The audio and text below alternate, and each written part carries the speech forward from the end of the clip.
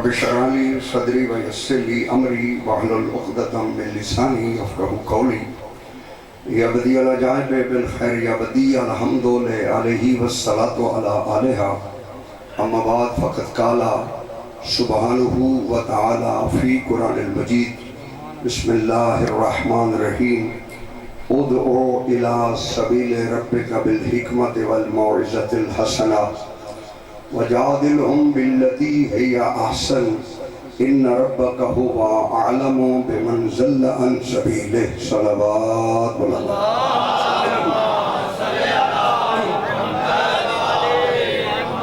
ارشاد پروردگار ہے کہ اے میرا حبیب اے مصطفیٰ ادعو الی سبیل ربک انہیں بلاؤ انہیں دعوت دو اپنے رب کی سبیل کی طرف دعوت دینے کا انداز بھی پروردگار نے بتایا کہ میرا مصطفیٰ جب سبیل کی دعوت دینی ہے بالحکمت بڑی دانائی کے ساتھ والموعظۃ الحسنہ اور میرا رسول جب تو سبیل کا واز کر رہا ہو تو تیرا واز بڑا خوبصورت واز ہونا چاہیے چونکہ واز مصطفیٰ کا خوبصورت ہوگا دنیا اللہ کی سبیل پہ آ جائے وَجَادِلْهُمْ بِالَّتِي هِيَ أَحْسَنُ میرا مصطفیٰ اگر کوئی اس بارے میں تجھ سے مجادلہ کرتا ہے جھگڑا کرتا ہے میرا مصطفیٰ تو نے اس سے جھگڑنا نہیں ہے بلکہ احسن لہجے میں اسے سبیل کی دعوت دے ان ربک هو اعلم بمن ضل عن سبیلہ اللہ کہتا ہے میرا مصطفیٰ یقیناً تیرا رب بہتر جانتا ہے کہ کون کون اس کی سبیل سے ہٹا ہوا ہے توجہ فرما رہے ان ربک هو اعلم بمن ضل عن سبیلہ اللہ کہتا ہے یقیناً تیرا پروردگار بہتر جانتا ہے کہ کون کون اس کی سبیل سے ہٹا ہوا ہے میرا مصطفیٰ پروردگار جب تو جانتا ہے کہ کون کون سبیل سے ہٹا ہوا ہے پھر مصطفیٰ سے اتنا اصرار کیوں ہے کہ حکمت کے ذریعے سے بولا واضح حسنہ کے ذریعے سے بولا جھگڑا بھی نہیں کرنا معلوم ہوا سبیل کوئی بڑی اہم ہے اللہ یہ چاہتا ہے کہ دنیا سبیل پہ آ جائے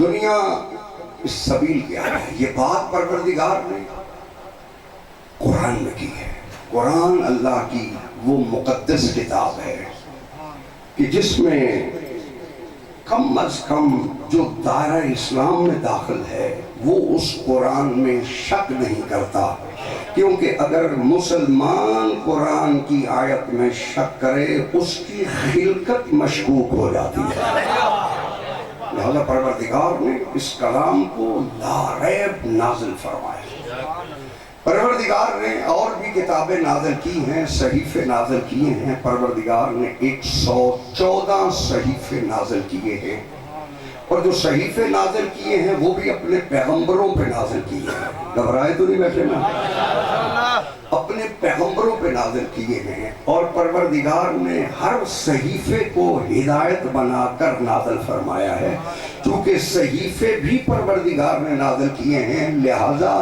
صحیفوں پہ بھی شک نہیں کیا جا سکتا تھا مگر اللہ نے صحیفوں کو معجزہ قرار نہیں دیا اللہ نے 114 صحیفوں کے بعد اللہ نے 3 اور کتابوں کو نازل کیا زبور کو نازل کیا تورات کو نازل کیا انجیل کو نازل کیا لیکن پروردگار نے نہ تورات کو معجزہ قرار دیا نہ زبور کو معجزہ قرار دیا اور نہ ہی انجیل کو معجزہ قرار دیا توجہ میری طرف رکھیے یہ قرآن مجید کا فیصلہ ہے کہ اللہ نے اپنی 3 کتابوں میں کسی کتاب کو بھی معجزہ قرار نہیں دیا اگر معجزہ قرار دیا ہے تو صرف اسی کتاب کو معجزہ قرار دیا ہے جو اپنے حبیب مصطفیٰ پر نازل فرمایا قرآن مجید کو پروردگار نے معجزہ قرار دے کر نازل فرمایا میں دلیل دے دیتا ہوں اگر آپ کی توجہ ہو تو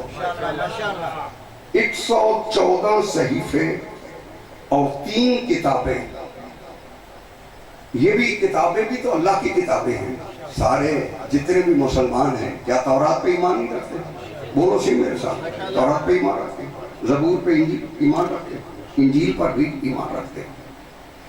مگر کسی بھی مسلک کے نزدیک شیعہ ہو، سنی ہو، دیوبندی ہو، اہل حدیث ہو، جس فرقے سے بھی اس کا تعلق ہے، جس فرقے سے بھی وہ تعلق رکھتا ہے، وہ یہ سمجھتا ہے کہ قرآن کو بغیر وضو کے ہاتھ نہیں لگا سکتے، مگر تورات کو بھی لگ سکتا ہے، انجیل سلامت رہو، انجیل کو بھی بغیر وضو کے ہاتھ لگ سکتا ہے، زبور کو بھی بغیر وضو کے ہاتھ لگ سکتا ہے، صحیفوں کو بھی بغیر وضو کے ہاتھ لگ سکتا ہے، کیونکہ یہ سارے معجزہ نہیں ہیں، معجزہ صرف قرآن ہے۔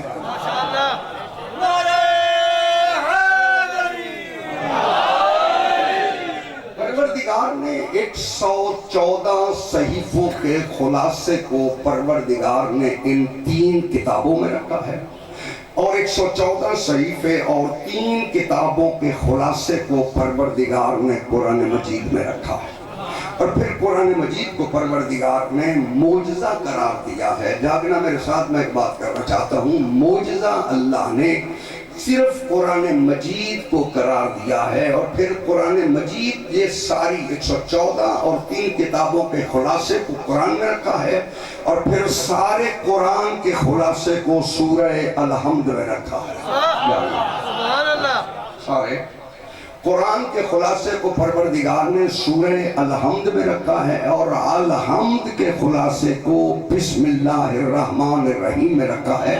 اب سمجھ میں آیا کہ علی کیوں فرماتے ہیں کہ علی صرف بسم اللہ کی تفسیر لکھنے لگ جائے، 70 اونٹ کتابوں کے باہر ہو سکتے ہیں، تفسیر بسم اللہ ختم نہیں ہو سکتی۔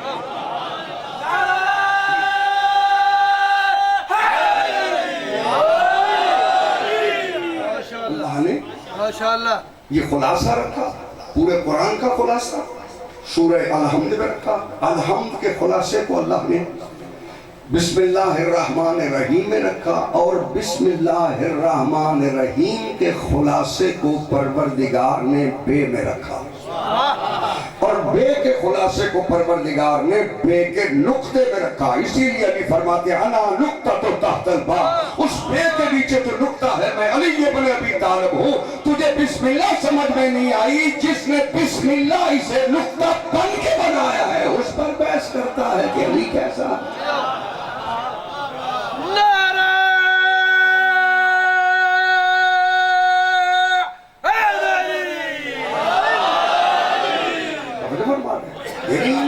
کوئی بھی ایسا مسلمان نہیں شیعہ کی بات نہیں کر رہا ہے، جتنے بھی فرقے ہیں، جتنے بھی مذاہب ہیں، کوئی بھی ایسا اسلام کا فرقہ نہیں ہے جو قرآن مجید کو معجزہ نہیں سمجھتا۔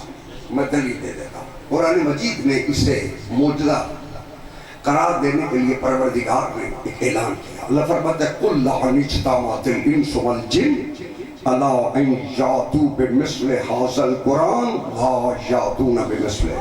اللہ کہتا ہے کائنات کے جن اور انسان مل کر بھی میرے اس قرآن جیسا قرآن بنانا چاہیں تو نہیں بنا سکتے۔ اور جو بننا چاہیں یعنی قرآن جیسا قرآن بنانا چاہیں تو نہیں بنا سکتے، جس پر نازل ہوا ہے اس جیسا کوئی بنانا چاہتا ہے۔ نعرہ تکبیر، نعرہ رسالت، نعرہ حیدری، منتر صلوات۔ اللہم صلی اللہ، ماشاءاللہ، بہت خوب، بہت خوب۔ میں اس قرآن جیسا قرآن بنانا چاہیں لا یأتون بمثلہ، اللہ نے چیلنج کیا ہے، خود فرمایا لا یأتون بمثلہ، یہ بنا ہی نہیں سکتے۔ پھر پروردگار نے کہا چلو پورا قرآن نہیں بنا سکتے، ان سے کہو فاتو بعشر سور مثلہ، میرے قرآن کی 10 صورتوں جیسی 10 صورتیں بنا دکھا۔ اور چلو میں معجزے کی تعریف بچوں تک پہنچا دوں، بزرگ کو میں نے کہا معجزے کی تعریف کیا ہے؟ معجزے کی تعریف یہ ہے کہ جو نہ ہو سکے اور پھر وہ ہو جائے۔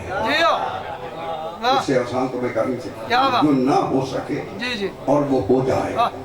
وہ معجزہ ہے۔ کچھ بندے پریشان ہیں، میں دلیل دے دیتا ہوں۔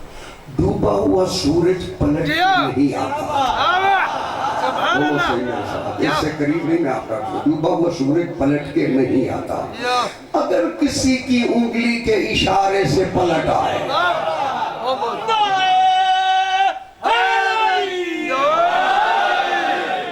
ماشاءاللہ پلٹ آئے تو وہ معجزہ ہے۔ چاند دو ٹکڑے نہیں ہو سکتا، جی ہاں۔ اگر کسی کی انگلی کا اشارہ چاند کو دو حصوں میں تقسیم کر دے تو یہ معجزہ ہے۔ بے شک توجہ میری طرف رکھیں، ستارے کسی دہلیز پہ طواف نہیں کرتے،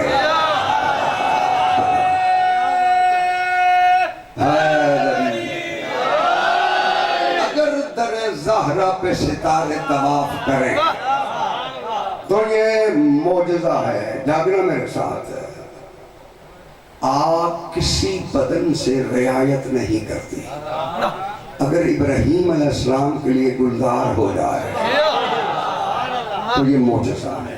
پانی کسی کو راستہ نہیں دیتا، اگر موسیٰ کے عصا مارنے سے راستے بن جائیں تو یہ معجزہ ہے، یعنی جو نہ ہو سکے اور وہ ہو جائے۔ علی جیسا نہ قیامت تک کوئی آئے گا نہ پہلے کوئی ہوا ہے، اگر وہ علی 13 رجب کو کعبے میں آ جائے یہی تو معجزہ ہے۔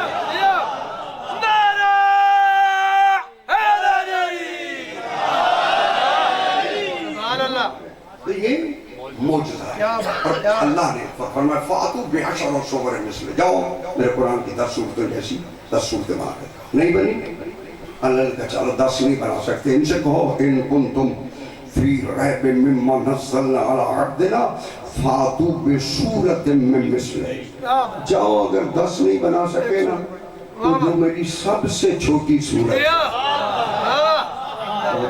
یعنی یہ قائد نہیں لگائی کہ سورہ بقرہ بناؤ، نہیں، فَأْتُوا بِصُورَةٍ مِّن مِثْلِهِ، ایک سورت جیسی سورت بنا کے یہ نہیں کہا کہ مزمل جیسی صورت بنا کے دکھاؤ، نہیں کہا کہ مدثر جیسی صورت بنا کے دکھاؤ، نہیں کہا کہ یاسین جیسی صورت بنا کے دکھاؤ، کہا کہ چھوٹی سی چھوٹی صورت بھی بنا کے دکھاؤ۔ بتانے کا کہنے کا مقصد یہ تھا کہ نہ صورتوں میں کوئی بڑا ہے نہ چھوٹا ہے، کردار آل محمد میں بھی اولنا محمد، اوسطنا محمد، آخرنا محمد، کلنا محمد، یہ سارے محمد ہے، جیسا علی ہے ویسا عسکری ہے۔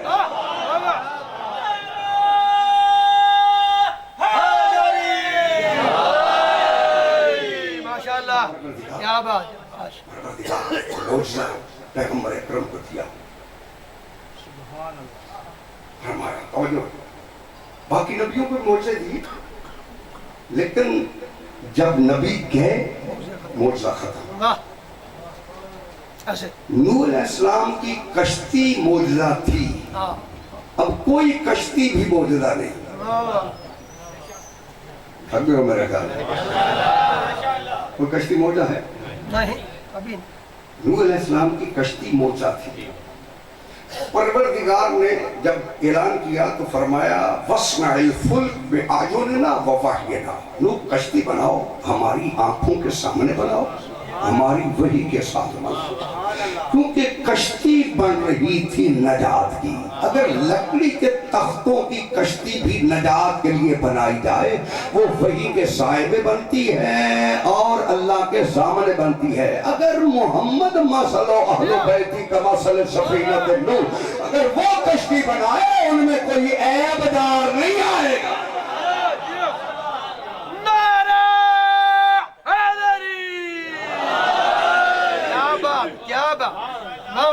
کشتی بنی حضرت نوح علیہ السلام وَاصْنَعِ الْفُلْكَ بِأَعْيُنِنَا وَوَحْيِنَا، لوگ کشتی بناؤ، ہماری آنکھوں کے سامنے بناؤ، ہماری وحی کے ساتھ بناؤ۔ معلوم ہوا جو کشتی میں میخ بھی لگ رہی ہے وہ وحی کے سائے میں لگ رہی ہے، وہ اللہ کی نگرانی میں لگ رہی ہے۔ توجہ نہیں فرمایا، وہ اللہ کی نگرانی میں لگ رہی ہے۔ وہ اللہ کی وحی میں لگ رہی ہے. کیوں؟ اس لیے کہ جو اس میں بیٹھے گا وہ نجات پا جائے گا. اس سے نہیں پوچھا جائے گا تو کیا کر کے آیا ہے. سبحان اللہ سبحان اللہ. مسلمان اپنی شیعہ سنی اپنی تفسیریں کھولے. من رقب عددا، جو بھی سوار ہو گیا. جیو جیو جیو وہ صحیح ہے. جیو. سفر تو میں لمبا کر کے آیا ہوں، پریشان آپ چلے ماشاءاللہ ماشاءاللہ. حیدری کشتی کا من رقب، جو سوار ہو. یہ الفاظ میرے تو نہیں ہیں. نو قرآن جو سوار ہو گیا جو ہو گیا. اس سے نہیں پوچھا تیری ذات کیا ہے، واہ سبحان اللہ. اس سے نہیں پوچھا تیرے عمل میں قضا کس کی ہے. توجہ میری طرف فرق نہیں ہے. فرمایا جو بیٹھ جائے اس کشتی میں اس سے کچھ نہیں پوچھا جائے گا. معلوم ہوا نجات کا دار و مدار عمل پہ نہیں ہے، عقیدے پہ ہے. ماشاءاللہ. نوح پہ عقیدہ نہیں ہے، نوح پہ عقیدہ نہیں ہے. وہ نوح اللہ عمل قبول ہی نہیں کرتا. قبول اللہ اسی عمل کو کرے گا جس عمل میں عقیدہ ہوگا.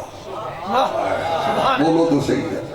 نمازیں تب تلیں گی جب محبت اہل بیت میں پڑھی جائے گی. نہ درود پڑھ کے تو دیکھ نماز کیا ہے.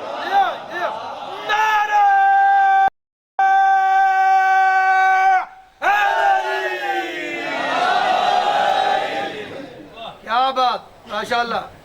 معصومین کا عمل ہے.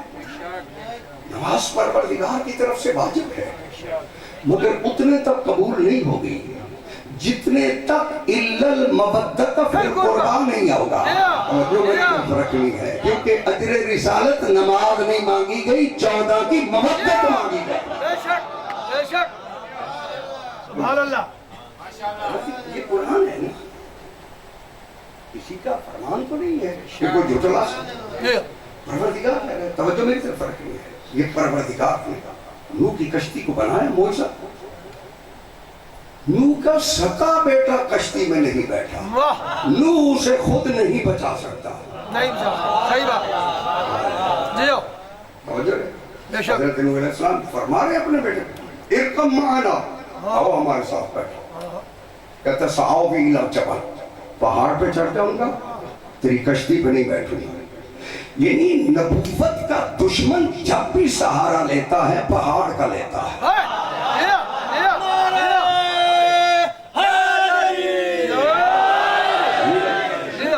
نبی کا دشمن کہتے شاید پہاڑ اونچا ہے، پہاڑ بچا لے گا.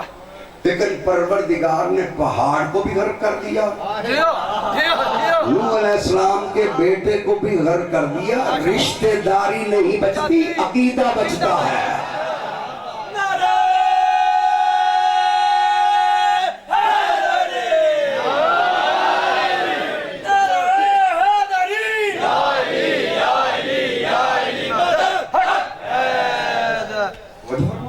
سبحان اللہ. بے شک. کشتی کہتا سعوا الی الجبل، پہاڑ پہ چڑھ جاؤں گا، تیری کشتی پہ نہیں بیٹھوں گا.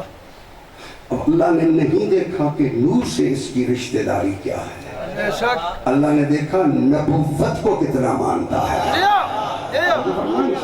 معلوم ہوا نبوت سے رشتہ داری بچائے گی، نبوت سے محبت بچائے گی.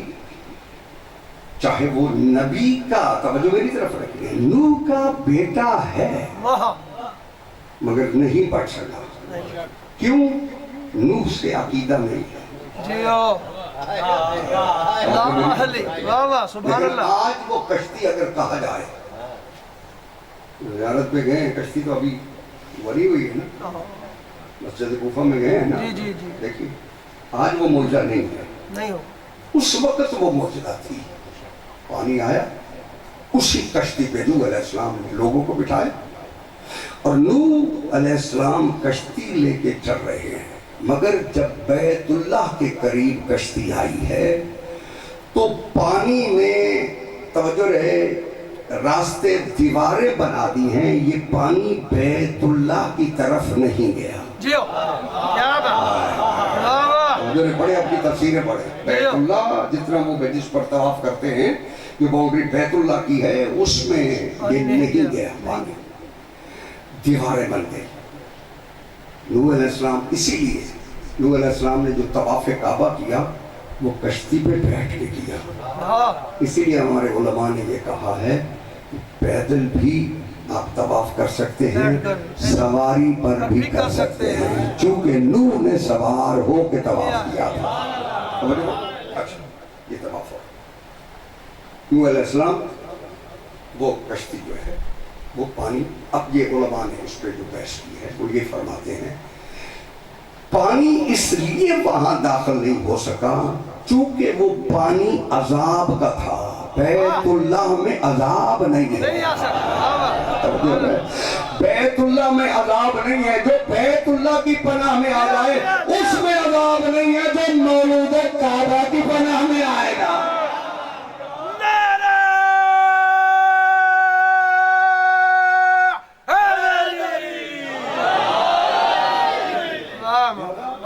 آج اگر کہا جائے کہ کشتی یہ موجزہ ہے تو نہیں۔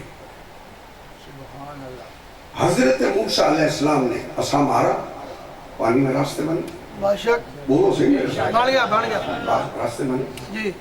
لیکن آج موسیٰ علیہ السلام کا وہ معجزہ موجود نہیں، کیوں موسیٰ چلے گئے معجزہ بھی چل گیا۔ عیسیٰ علیہ السلام مردوں کو زندہ کرتے تھے، آج نہیں، قرآن کے فیصلے وہی الموتى بإذن اللہ، مردے زندہ کرتے ہیں اللہ کے دن، تو لہذا آج کوئی زندہ نہیں کرے گا۔ یہ فقط میرے پاک محمد مصطفیٰ کی عظمت ہے کہ جس کے معجزے ختم نہیں ہوئے، دونوں سے پیسہ، باقی سارے نبیوں کے معجزے نبی گئے ختم ہو گئے۔ توجہ ہے، یہ اللہ نے سارے معجزے بھی مصطفیٰ کو دیے، مگر پروردگار نے دو معجزے محمد مصطفیٰ کو دیے، ایک معجزہ قرآن دیا، ایک معجزہ علی ابن ابی طالب دیا۔ نہ قرآن جیسے کوئی الفاظ بنا سکا، نہ علی جیسا کوئی کردار بنا سکا۔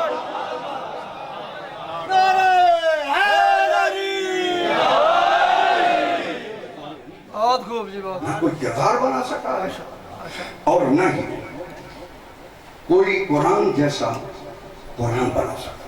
پروردگار نے یہ معجزے نازل فرمائے اور پھر فرمائے۔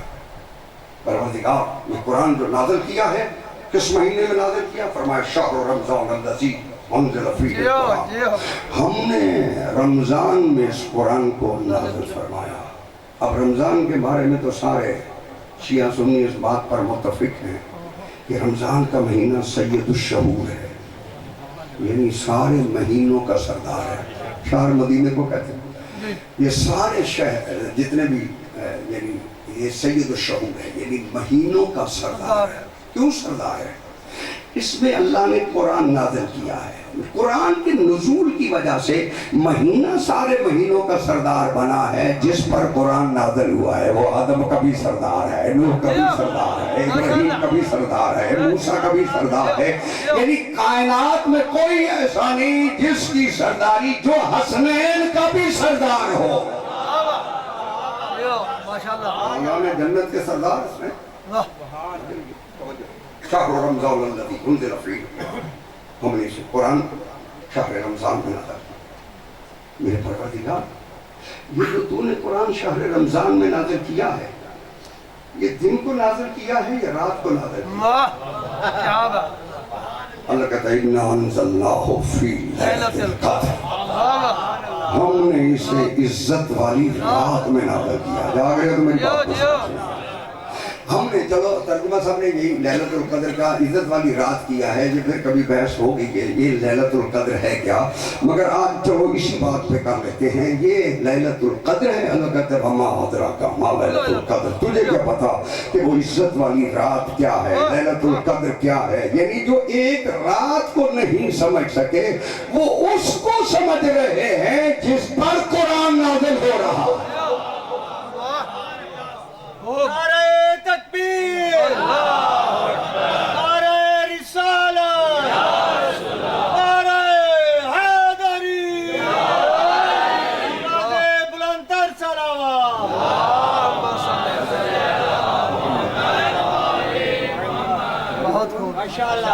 بہت خوب اللہ نے قرآن نازل کیا لیلۃ القدر میں نازل کیا اِنَّا أَنزَلْنَاهُ فِي لَيْلَةٍ مُبَارَكَةٍ ہم نے اس کو برکت والی رات میں اتارا.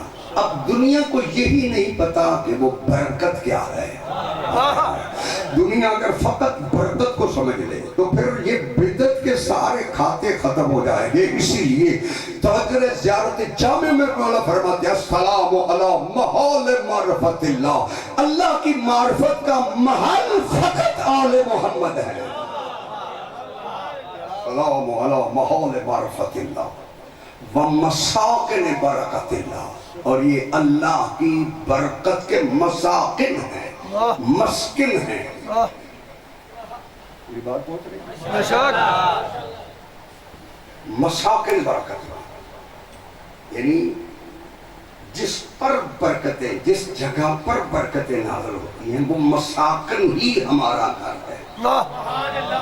اسی لیے اللہ کسی عبادت کو قبول نہیں کرتا جس میں ان کی مودت نہ ہو. تجھے برکت ختم ہو جائے گی. اسی لیے نماز بھی پڑھتے ہو تو جتنے تک درود نہ آئے وہ قبول ہی نہیں کرتا. لہذا اللہ نے مساکن یہ جو محل بنائے ہیں فرمایا السلام علی محال معرفت اللہ. بہت گہری بات ہے. اگر آپ اجازت دیں تو میں تھوڑا سا بے شک السلام علی محال معرفت اللہ. یہ معرفت کے محل ہیں. یہ معصوم کہہ رہا ہے اور معصوم آٹھواں فرما رہا ہے لا یعلم من ہوگا کیفا ہوگا حیث ہوگا. کوئی نہیں جانتا کہ وہ کیسا ہے. بولو آٹھواں امام فرما رہا ہے کوئی بھی نہیں جانتا من ہوگا وہ کون ہے, کیسا ہے, کیفا ہوگا کیسا ہے, ایسا ہوگا کیسے کس مقام پر ہے, کوئی بھی نہیں جانتا. اب جو کہہ رہا ہے کہ کوئی نہیں جانتا کہ وہ کیسا ہے کیا ہے, اگر وہ بھی نہیں جانتا پھر وہ کیوں کہہ رہا ہے کہ وہ کیسا ہے کیا ہے. اسی لیے فرمایا کہ اگر توحید کو پہچاننا چاہتے ہو جتنے تک ہمارے دروازے پہ نہ آؤ اللہ نہیں پہچانا جائے گا. اسی لیے فرمایا کہ میں چھپا ہوا خزانہ تھا, میں نے چاہا کہ میں پہچانا جاؤں, میں نے ان کو خلق کیا. یہ اللہ کی معرفت نہ ہوتی اگر یہ 14 نہ ہوتے.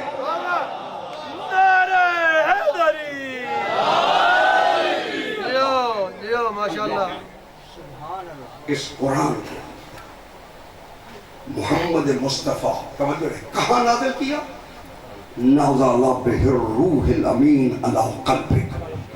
ہم نے قرآن کو قلب محمد مصطفیٰ میں نازل کیا.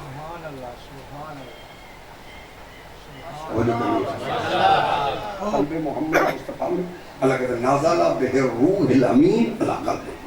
ہم نے روح الامین کے ذریعے سے اب جبریل کے لیے اللہ نے لفظ امین لگا کر بتایا کہ امین کا مطلب ہوتا ہے امانت لے کے آنے والا. پڑھانے والے کو امین نہیں کہتے. راستے میں امانت کو کھول لے وہ امین نہیں ہے. ہم نے اس کو قلب محمد مصطفیٰ پر نازل فرمایا. اب قرآن کے بارے میں تو جتنے مسلمان ہیں سب کا عقیدہ ہے. دو جملے قرآن پر کہنا چاہتا ہوں تاکہ کسی قرآن مجید سے ہم پھر آگے بڑھیں گے.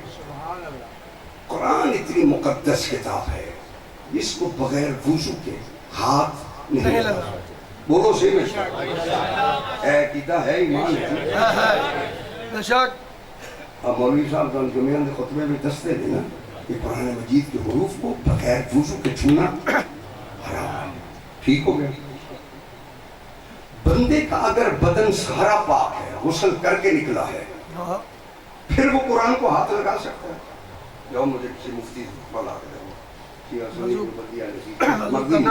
مدرسے کے مولوی مفتی سے چلے جاؤ اس کو کہو کہ بلا یہ بدن تو میرا سارا پاک ہے ابھی میں غسل کر کے آیا کیا میں نے وضو نہیں کیا کیا اس پہ ہاتھ لگا سکتا ہوں.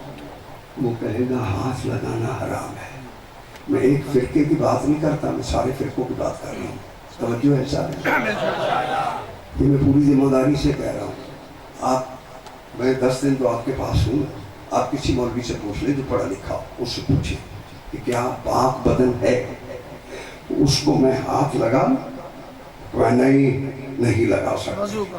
ایکسٹرا طہارت چاہیے قرآن کو ہاتھ لگانے کے لیے. توجہ میری طرف رکھیے. ایکسٹرا طہارت چاہیے قرآن کو ہاتھ لگانے کے لیے. تیرا بدن بھی پاک ہے، تو پھر بھی ہاتھ نہیں لگا سکتا. توجہ رہے، جب تک وضو نہ کرے ایکسٹرا طہارت کی ضرورت ہے. اب سمجھ میں نہیں آیا کہ پیغمبر کیوں فرما رہے تھے القرآن مع علی و علی مع القرآن. قرآن کسی وقت بھی علی سے جدا نہیں، علی کسی وقت بھی قرآن سے جدا نہیں. اب سمجھ میں آیا قرآن کے بابرا پر طہارت مانو گے تو قرآن کے ساتھ علی ہے.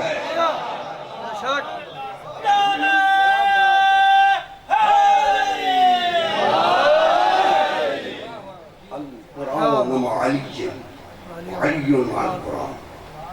یہ حدیث تو سنی ہوئی نا، اس میں تو کوئی ضرورت نہیں ہے نا کسی سند کی. یہ تو ہر مولوی پڑھ رہا ہے، شیعہ سنی کی. قرآن علی کے ساتھ ہے، علی قرآن کے ساتھ. یعنی کبھی علی قرآن سے جدا نہیں ہوا، نہ کبھی قرآن علی سے جدا ہوا. اللہ جانے وہ کتنا طاہر ہے. بولو سے پاک مولا بھی کتنا طاہر ہے کہ کسی وقت بھی قرآن ان سے جدا نہیں ہوا. اب اندھی دنیا کو سمجھانے کے لیے شیرازی نہیں آیا. جس کی آنکھیں کھلی ہیں وہ اس بات کو غور سے سنیں. توجہ ہے، قرآن علی کے ساتھ ہے، علی قرآن کے ساتھ ہے. تیری خلقت میں نجاست آ سکتی ہے، علی وہ ہے جو لمحے میں نجاست اس کے قریب نہیں آ.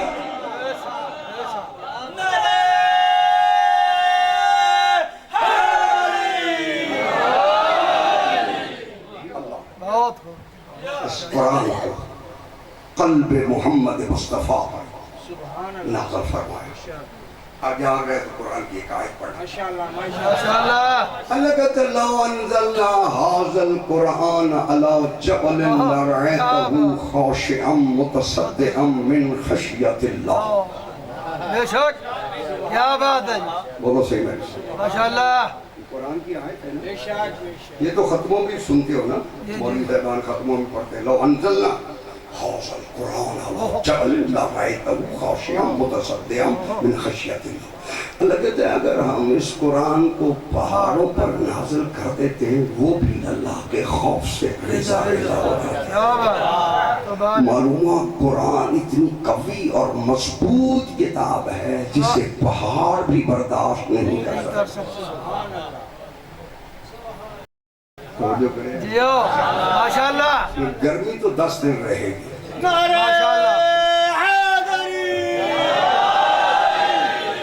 جو سلامت مولا کو سلام. یہ قرآن اللہ کہتا ہے اگر ہم پہاڑ پر نازل، پہاڑ پر کیوں کہا؟ پہاڑ سختی کی علامت، مضبوط پہاڑ کو کہتے ہیں. ہوائیں جس کو نہیں ہلا سکتی اسے پہاڑ کہتے ہیں. زلزلوں سے جو نہیں ہلتے انہیں پہاڑ کہتے ہیں. توجہ ہے، یعنی سختی کی علامت دینا جاتا ہے. اللہ کہتے ہیں ہم پہاڑ پر بھی نازل کرتے وہ بھی اس کی طاقت کو برداشت نہ کر سکتا. اب بھی سمجھ نہیں آیا وہ قلب محمد کتنا مضبوط ہے. قلب محمد مصطفیٰ صلی اللہ علیہ وسلم کتنا مضبوط ہے کہ پروردگار نے سارا قرآن ہی اسی قلب محمد مصطفیٰ پر اتار دیا. اب مجھے ایک ایمان سے بات بتاؤ، پہاڑ تو اسے برداشت نہیں کر سکتے، قلب محمد نے اسے برداشت کر لیا. توجہ میری طرف. جس کا قلب اتنا مضبوط ہے اس کا دماغ اتنا کمزور نہیں ہو سکتا کہ ہلکے سے بخار میں نسیان میں چلا جائے.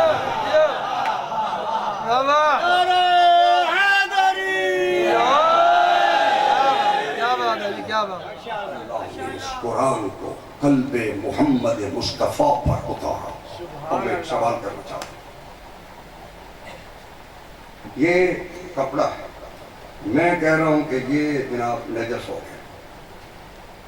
کوئی بندہ ان پڑھ سے ان پڑھ وہ مسلمان لا الہ الا اللہ محمد رسول اللہ پڑھتا ہو، چٹا ان پڑھ، اس کو کوئی یہ کپڑا نجس ہو کیا ہے، یہ قرآن اٹھا اس پہ رکھ، نہیں رکھے گا، بولو تو صحیح، نہیں رکھے گا۔ بندہ تھوڑی نظر میں کچھ بھی نہیں ہے، مگر وہ اتنا جانتا ہے کہ قرآن پاک ہے، یہ نجس کپڑے پہ نہیں رکھا جاتا۔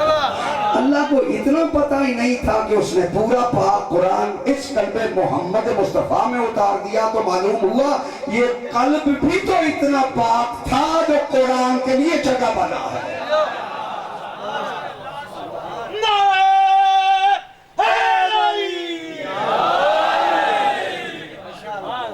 اس پورے قرآن کو قلب محمد مصطفیٰ پر نازل کر کے فرمایا ان کنتم فی ریب مما نزلنا علی عبدنا فاتوا بصورت من مثلہ، جاؤ اس کی ایک صورت جیسی صورت بنا کے دکھاؤ۔ توجہ رہے، سامت جیسا بنا نہیں سکے، ناطق جیسا بنا سکتے ہیں، کیا بات، ماننا پڑے گا کہ کم از کم چلو پریشان تو نہیں ہو، پروردگار نے ظرف بنایا اس قرآن کے لیے قلب محمد مصطفیٰ۔ اللہ جانے اللہ کو یہ کتنا پاک ظرف نظر آیا کہ اس نے اپنا پاک قرآن اس ظرف محمد میں رکھا۔ وجہ ہے ظرف کہتے ہیں برتن کو، مظروف کہتے ہیں جو شے اس میں رکھی جائے، ٹھیک ہو؟ تو معلوم ہوا جب مظروف پاک تھا تو ظرف کا پاک ہونا بھی شرط ہے، لازمی، بولو صحیح میرے ساتھ۔ گلاس نجس ہو اس میں پانی ڈالو گے وہ پاک رہے گا، لہذا گلاس بھی پاک ہونا چاہیے، پانی بھی پاک ہونا چاہیے۔ معلوم ہوا قلب محمد بھی پاک تھا اور قرآن محمد بھی پاک تھا، توجہ رہے، سامت بھی پاک تھا، ناطق بھی پاک تھا۔ اب توجہ رہے، مجھے کسی کو دلیل دینے کی ضرورت نہیں ہے، اللہ نے یہ دونوں پاک قرآن سامت کو بھی ناطق کو بھی ابو طالب کی گود میں رکھ دیا۔ اللہ جانے کتنی پاک گود ہے ابو طالب کی۔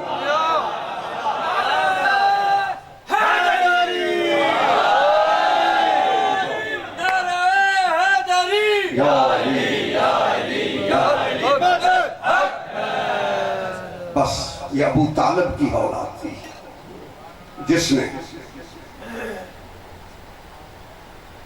کربلا کے میدان میں، یہی تو بات ہے کہ رسول کو یہ نظر آ رہا تھا کہ اگر میرے دین کو بچا سکتی ہے تو اولاد زہرا بچا سکتی ہے، لہذا 28 رجب کو بدول کے بیٹے نے مدینہ چھوڑا۔ ایام عزا ہیں، اگر اجازت دو تو میں صرف ایک امام حجت خدا کا ایک جملہ جو امام نے روتے ہوئے فرمایا میرا سلام ہو ان پر جن سے زبردستی وطن چھڑایا گیا۔ اللہ جانے کس طرح مدینے کو الوداع کیا ہوگا علی کی بیٹیوں نے، کس طرح مزار زہرا کو چھوڑا ہوگا علی کی بیٹیوں نے۔ بس عزاداروں، 28 رجب کو زہرا کا لال نکلا ہے، سیدھا نانے کی قبر پہ آیا، دیکھے کہتا ہے نانا مسافر بیٹے کا آخری سلام۔ نانا جی تو چاہتا تھا کہ تیرے مزار پہ میں خود چراغ جلاتا رہوں، مگر تیرے دین پہ اتنا وقت آ گیا ہے کہ میں سارے چراغ لے کے کربلا میں جا رہا ہوں۔ بس عزاداروں، نانا کی قبر سے الوداع کیا بطول کے بیٹے نے، پھر آیا امام حسن کی قبر پہ۔ امام حسن کی قبر کو گلے سے لگا کے لیٹ کے، سینے سے لگا کے امام نے جملہ کہا، بھیا حسن تیرے جنازے سے ہم نے تیر نکالے تھے، میں جہاں جا رہا ہوں میرے جنازے سے کوئی تیر نکالنے والا بھی۔ سلام کیا، الوداع کیا، بدول کا بیٹا چلا آیا سیدھا اپنی ماں کی قبر پہ جنت البقیع میں، کہا ماں اس بیٹے کا آخری سلام جس کا ایک بال ٹوٹ جاتا تھا، تو سارا سارا دن روتی رہتی تھی، میرے نانا کے دین پہ مشکل وقت ہے، میں تیری بیٹیوں کو لے کے جا رہا ہوں اور میں وعدہ کرتا ہوں جب تک میں رہا میں تیری بیٹیوں کے پردوں کی حفاظت کروں گا، جب میں شہید ہو جاؤں گا پھر اللہ جانے تیری بیٹیوں کے پردے کا۔ بس عزادارو الوداع کیا ساری قبروں کو۔ عبداللہ بن سنان صحابی ہیں، یہ دیکھ یہ مدینے میں نہیں تھے، باہر سے آئے، مدینے میں جب محلہ بنی ہاشم کے قریب پہنچے تو پردے کا انتظام دیکھا، دیکھ کے کہا آج خوشی کا دن تو نہیں ہے، یہ آج اتنا بڑا اہتمام مدینے میں کیا ہے؟ لوگوں نے بتایا عبداللہ تم نہیں جانتے آج بطول کی بیٹیاں مدینہ چھوڑ رہی ہیں۔ بس عزادارو چونکہ پردہ دار گھرانہ تھا، یہ عبداللہ کہتے ہیں میں دور کھڑا ہو گیا، جب بھی کوئی بی بی اپنے گھر سے نکلتی اور محمل پر سوار ہونے کا ارادہ کرتی، کوئی شہزادہ اٹھتا بی بی کو محمل پہ سوار کرتا، میں نے دیکھا قاسم اٹھا ہے، قاسم نے سوار کیا، میں سمجھ گیا یہ قاسم کی ماں ہوگی جس کو سوار کروانے کے لیے قاسم آیا ہے۔ پھر میں نے دیکھا کہ بی بی آئی ہے، علی اکبر پڑھ کے اسے سوار کروانے لگے، میں سمجھ گیا یہ اکبر کی ماں ہے۔ بیبیاں آتی رہی اور شہزادے سوار کرتے رہے، آخر میں نے دیکھا ایک بی بی ہے جو سیاہ برقعے میں لپٹی ہوئی ہے، جب آئی باہر تو ایک طرف سے حسین کھڑے ہو گئے، ایک طرف سے عباس کھڑے ہو گئے، ایک طرف سے علی اکبر کھڑے ہوئے، جب سارے شہزادے کھڑے ہوئے میں نے حیرانگی سے اپنی زوجہ سے پوچھا یہ کون ہے؟ کہا یہی تو زہرا کی بیٹی زینب ہے جس کے آج محمل پہ سوار کروانے کے لیے عباس بھی کھڑے ہوئے، حسین بھی کھڑے ہوئے، اور رونے والے عزادارو تمہیں مولا حسین علیہ السلام سلامت رکھے، بی بی زہرا تیرے آنسوؤں کو قبول کرے۔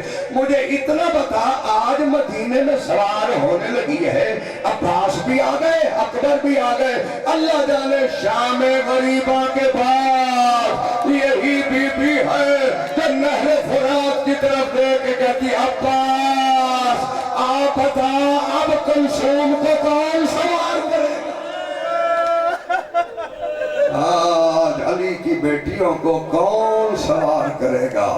بس عزاداروں ساری بیبیوں کو سوار کروایا، جملہ سنو گے، علی کی بیٹی کو سوار کروایا، مگر جب یہ لٹا ہوا قافلہ واپس آئے نا کربلا میں 3 دن سوگ ہوا، سوگ کے بعد جب امام زین العابدین نے کہا پھوپھی اماں اب مدینہ چلتے ہیں، مدینے کا نام آیا، علی کی بیٹی تڑپ کے کہتی ہو بیٹا سجاد اب ہمارا مدینے کیا رہ گیا، اب ہمارا مدینے کیا رہ گیا ہے؟ بس عزادارو چونکہ حکم امام تھا ہر بی بی کو سوار کروایا، علی کی بیٹی نے، ہر بی بی جب سوار ہو چکی نا بی بی کی اپنی باری آئی، بی بی نے نہر فرات کی طرف دیکھا، دیکھے کہا عباس آج ایک جس کو تو سوار کرواتا تھا آج وہ سب کو سوار کروایا۔ بس توجہ ہے جب بی بی نکلی ہے اور اپنے محمل کے قریب آئی، پھر